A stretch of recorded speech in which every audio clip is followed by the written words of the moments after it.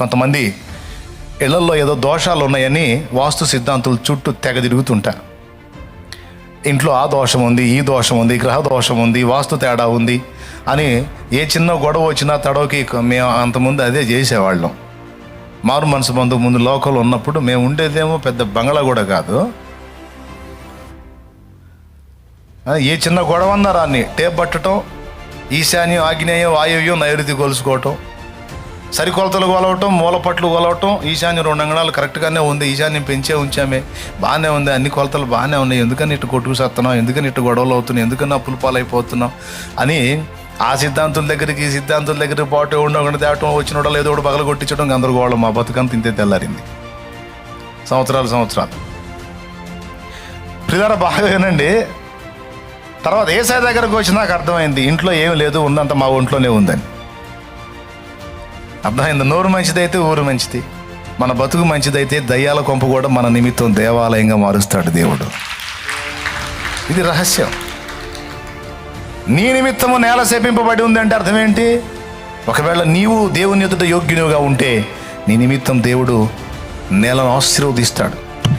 ఇంట్లో నివసించే నీవు దేవుని ఎదుట కరెక్ట్గా ఉంటే నీ ఇల్లు ఆశీర్వాదకరంగా ఉంటుంది. ఇంట్లో నివసించే నువ్వు దేవుని ఎదుట దరిద్రంగా బతికితే నిన్ను బట్టి నీ ఇల్లు శాపగ్రస్తం అవుతుంది. ఇది రహస్యం.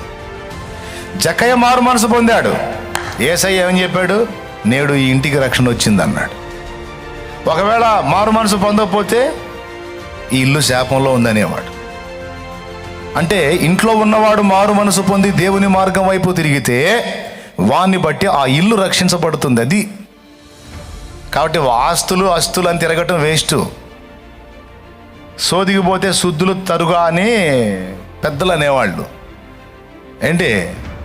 మారు మనసు పొంది చెడిపోయిన జీవిత పద్ధతులన్నీ మార్చుకొని కాస్త సత్ప్రవర్తనలోనికి, దేవుని యందు భయభక్తుల్లోనికి, మంచి గుణగణాల్లోనికి మనం ఎప్పుడైతే ప్రవేశిస్తామో ఇక నువ్వు ఏ సిద్ధాంతి దగ్గరికి వెళ్ళాల్సిన అవసరం, ఏ వేదాంతి దగ్గరికి వెళ్ళాల్సిన అవసరంలా.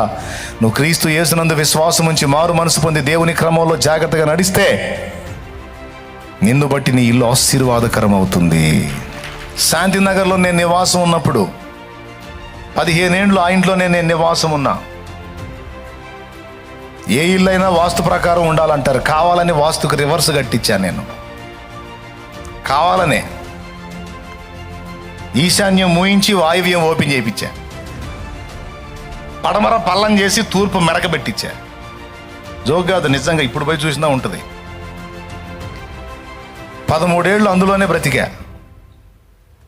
మళ్ళీ చెప్తున్నా, ఈశాన్యం మూయకూడదు అంటారు కదా.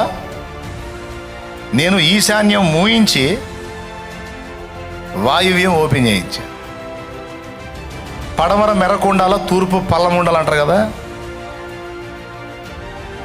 పడమర పల్లం పెట్టి తూర్పు మెరకబెట్టించా. వాస్తవంగా తూర్పు పల్లం ఉండాలి, పడమర మెరకు ఉండాలంటారు. వాస్తు లేదు, గీస్తు లేదు.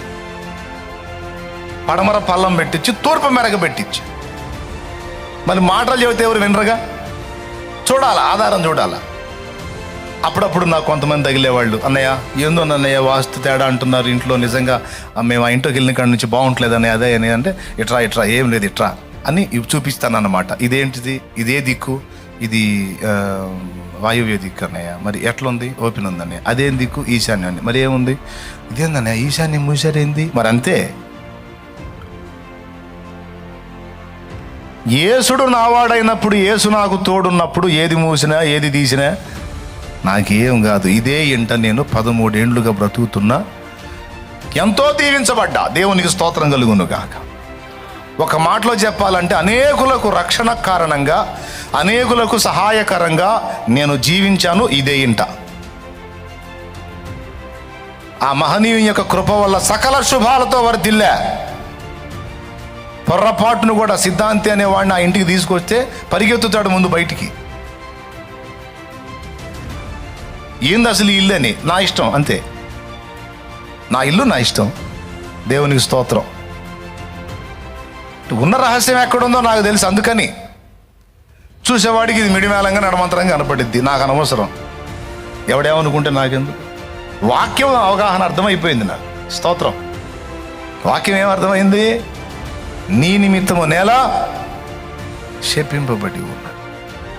నీ నిమిత్తమే నేల ఆశీర్వదించబడుతుంది.